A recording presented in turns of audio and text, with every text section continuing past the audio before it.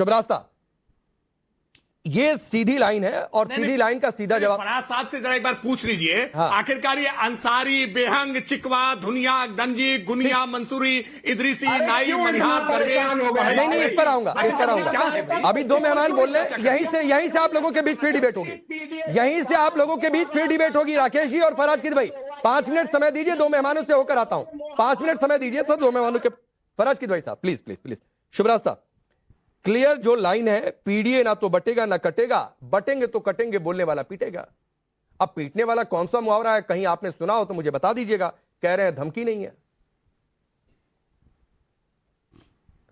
राकेश जी, अभी बीजेपी के प्रवक्ता राकेश जी ने जो बात कही, मैं वहां से एक बात, उनकी बात को सुनने के बाद मैं एक बात कहना चाहती हूँ कि अभी तक पिछले 7 वर्षों में भारतीय जनता पार्टी ने जो जो एक गवर्नेंस मॉडल दिया है उत्तर प्रदेश को, वो आप डिबेट कर सकते हैं बैठ करके, लेकिन अल्टीमेटली बात यही है कि जनता ने दोबारा अगर मुख्यमंत्री को चुना तो कुछ मुद्दों को लेकर चुना होगा, और वो मुद्दे विकास के मुद्दे नहीं है, इससे तो हम बिल्कुल भी मुकर नहीं सकते। पहले क्या होता था, चूंकि दो राकेश जी हैं तो मैं आज पांडे जी और त्रिपाठी जी करके ही संबोधित करूंगी। तो पांडे जी, बात क्या होती थी पहले कि जब गुंडागर्दी की बात आती थी, जब एक तरीके से आप कहिए कि इनडिसिप्लिन की बात आती थी, कुशासन की बात आती थी, तो इसके पहले भारतीय जनता पार्टी ने कभी आक्रामक रुख नहीं किया था। लेकिन योगी सरकार के साथ एक बहुत क्लियर लाइन है कि आप अगर एक सीमा रेखा के भीतर रहकर राजनीति कर रहे हैं तो आराम आराम से राजनीति बूथ स्तर पे, मंडल स्तर पे, जिले स्तर पे की जाएगी। लेकिन आपने कहीं भी अगर वो सीमा रेखा लांघी जो कि गवर्नेंस के इतर की सीमा रेखा है, तो फिर योगी सरकार भी बहुत राजनीतिक तरीके से, लेकिन संविधान के मर्यादा में आपको सबक सिखाएगी। और इस बात को असर्ट करना, इस बात को बहुत स्ट्रांगली असर्ट करना भी भारतीय जनता पार्टी ने सीखा। अब पांडे जी, इस पे बहस हो सकती है कि ये सही है या नहीं, इस पे ये भी बहस हो सकती है कि क्या ये मर्यादा। फराज किद भाई, मैंने अपनी बात खत्म नहीं की है।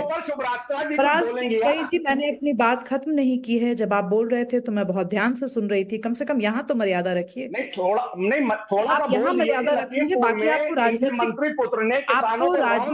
लोगों के साथ जो बात करनी होगी आप करेंगे। राकेश पांडे जी, मैं आपसे गुजारिश करूंगी एक मिनट फराज किद भाई प्लीज सर। मैंने अपनी आप बीजेपी के बीच में आपने कर लिया सर, आप दोनों राजनीतिक पार्टियां हैं, जो राजनीतिक पार्टी से इतर है कम से कम उसकी बात सुन लीजिए, उसके बाद आप इशारा करिएगा, मैं आपके पास आ जाऊंगा।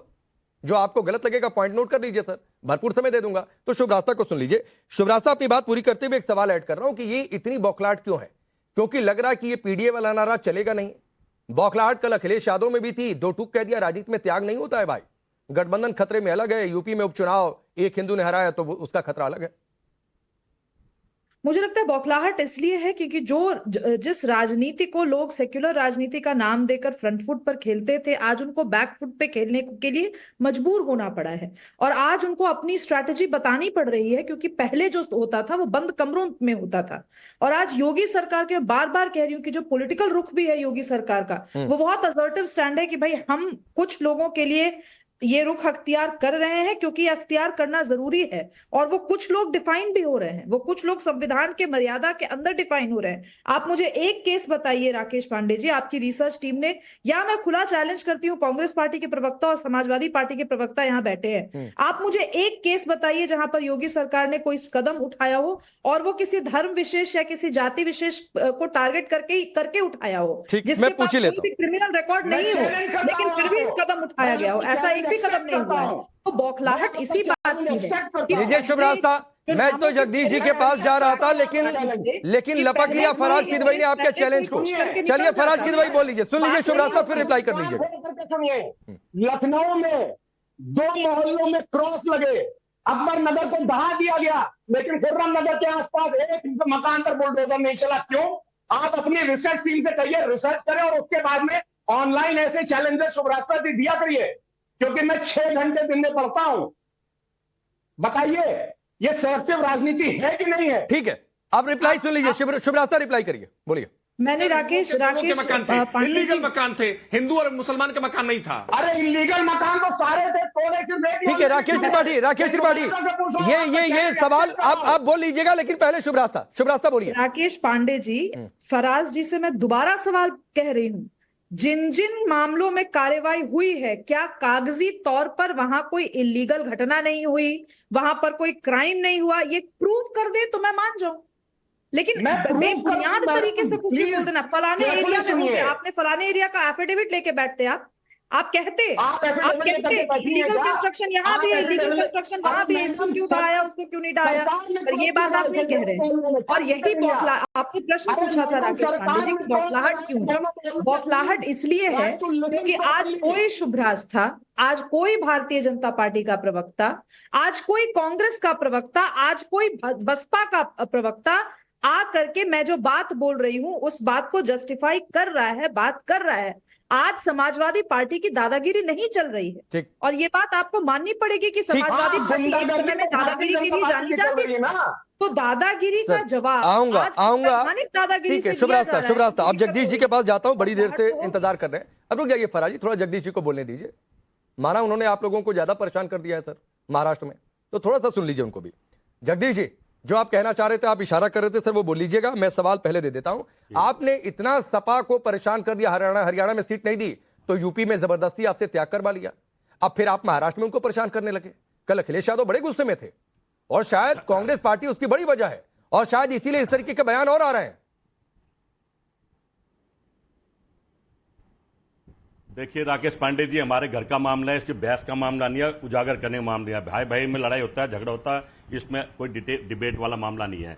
मैं जो सुबह से सुन रहा था, जो आपके डिबेट में सुन रहा था, आपने जैसे कहा कि मैं समझता हूं ये मुद्दा ही नहीं है, राय का पहाड़ बनाया जा रहा है। शिवपाल जी ने कहा ही नहीं है कि मैं संघ को पीटूंगा, कि बीजेपी को पीटूंगा, मोदी को पीटूंगा, योगी को पीटूंगा। हम इतने बड़े नेता, बाहुबली नेताओं का आप अपमान करवा रहे हैं। वो तो शायद ये कह रहे थे, जो हमारे देश पर अत्याचार कर रहे हैं, देश को तोड़ेगी बात करेगा, उसे हम पीटेंगे। नहीं, मैं कोट कर दे रहा हूं जगदीश जी। पाकिस्तान को 10 सेकंड दे दीजिए, फिर आप बोल लीजिएगा, पूरा समय दूंगा। 10 सेकंड दे दीजिए। मैं आपको शिवपाल यादव का स्टेटमेंट फिर कोट करता हूं।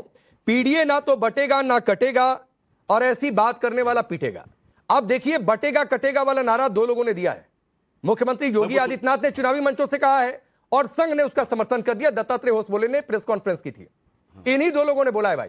अब आगे बोलिए, चलिए। देखिए वो तो ठीक, वो देखो बटेगा कटेगा नारा क्यों दिया ये भारतीय ना क्यों दिया नहीं कर रहा हूं। आपने कहा ना कि योगी संघ के लिए नहीं था ये, तो बताइए किसके लिए है? दो ही लोगों ने ये नारा दिया है, तो बताइए किसके लिए? तीसरा कौन है? ठीक, चलो मैंने आपकी बात पर, ये आपको डिबेट करना चाहिए थे, क्या नारा देना जरूरी था? अरे नहीं प्लीज, ना मैं डिबेट क्या करूंगा, ये मत सिखाया करिए जगदीश जी, और ये कोई पार्टी मत सिखाया करे भाई। हाँ, सवाल मत दिया करिए, आप लोग जवाब दिया करिए सर प्लीज। मैं बता रहा हूं ना, डिबेट क्या होनी चाहिए भाई। देखिए अब योगी ने, अब मैं बताऊं कि आपकी पॉलिटिक्स क्या होनी चाहिए? शिवपाल जी ने नहीं कहा कि मैं बताऊं कि आपकी पॉलिटिक्स क्या होनी चाहिए? तो सर मैं बताऊं कि आपकी पार्टी की रणनीति क्या होनी चाहिए? आपकी पार्टी के नेता को चुनावी मंचों से भाषण में क्या बोलना चाहिए? ये नहीं होता है ना।